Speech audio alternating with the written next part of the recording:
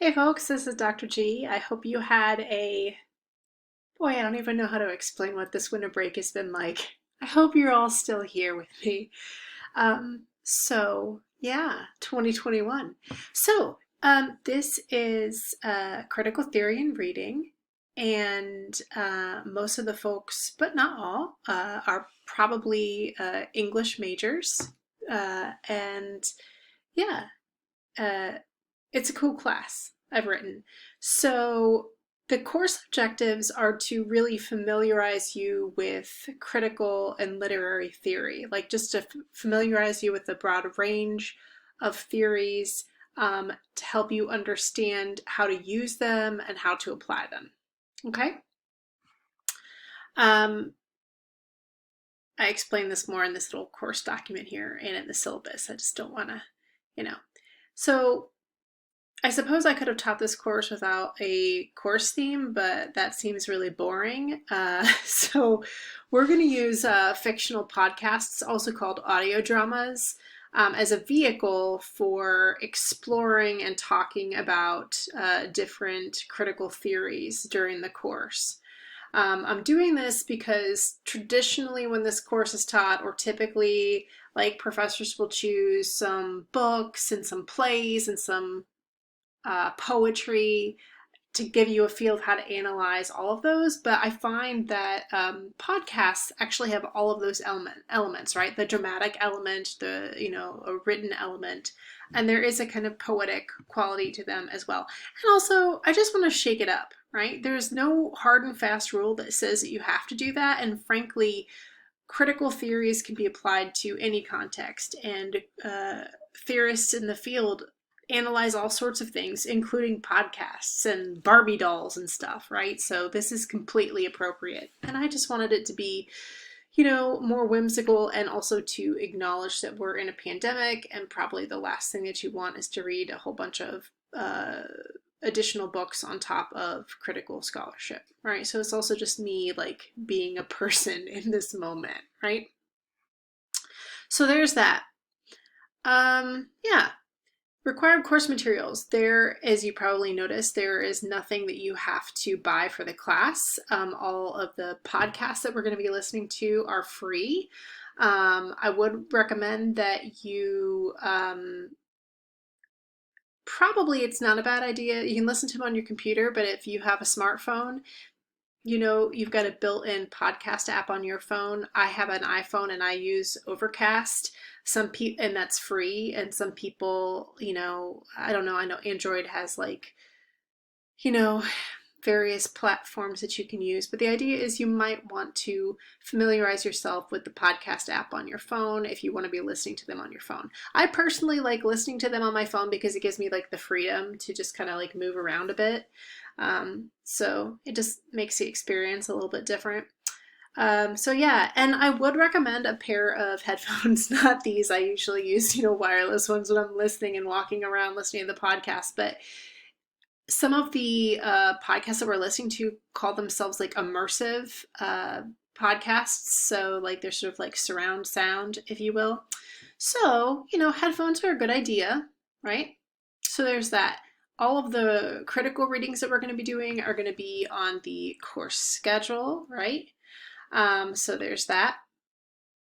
The assignment overview, also in recognition of the fact that we're living in a pandemic wrapped in a coup or something, right? So we are not going to be doing any kind of, like, formal major research assignment. Instead, we are going to be practicing um, 4 different types of exercises throughout. The first one is called active reading exercises, and that's basically just when you're going to be reading critical theories, you're not going to be reading them alone. You're actually going to be reading them on Google Drive and commenting alongside of your peers and annotating the document and responding to each other. And I think that's going to make the reading a lot less lonely, if you will.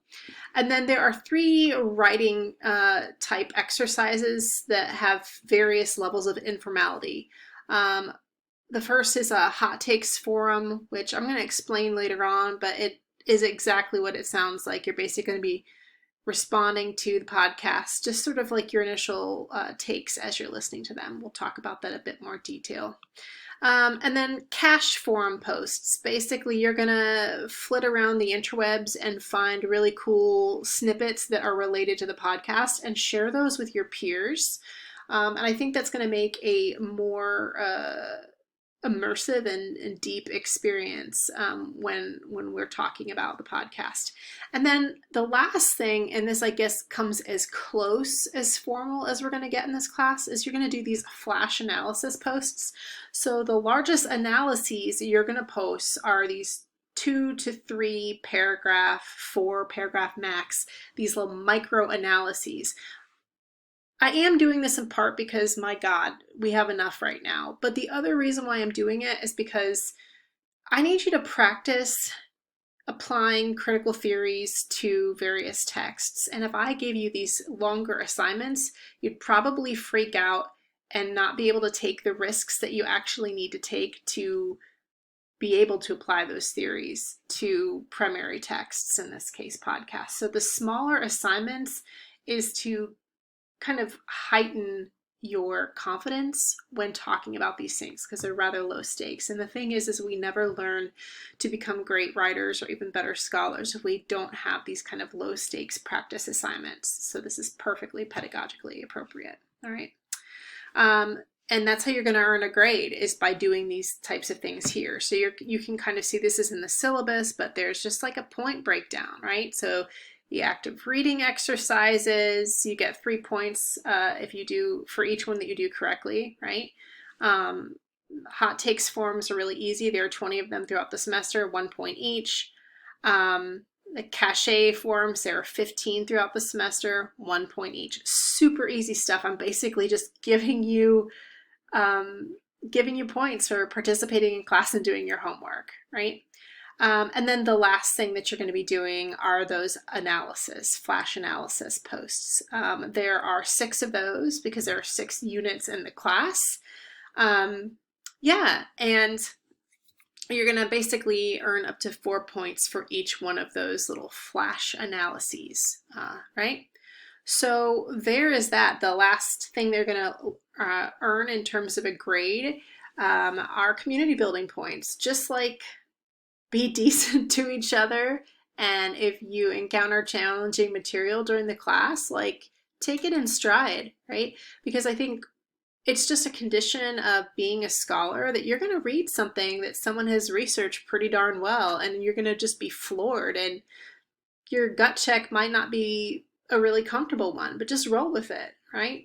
Don't be a turd. That's basically it, right? And then you get those 5 points. Yeah.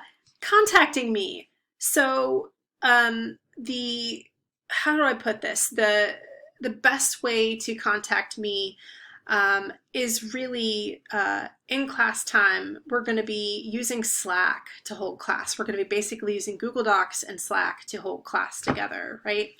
And so, yeah, you'll notice that there is a place to direct message me on Slack, and that's it. And you can also email me, but I would say the easiest way to get me, whether it's in or out of class, is by direct messaging me on Slack, right? Because Slack is an app on my phone, and I'm going to be much more immediate. I get about 60 to however many, sometimes 100 emails a day. So stuff gets buried, right? So it takes me longer to respond.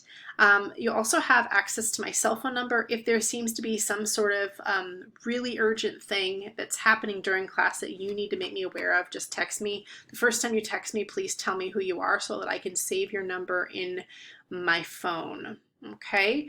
My fun policy is that if you text me outside of class time, I'm just going to give you a string of emojis as a response. Okay, so please don't text me out of class time because, as you can imagine, no one wants to be working all the time, right?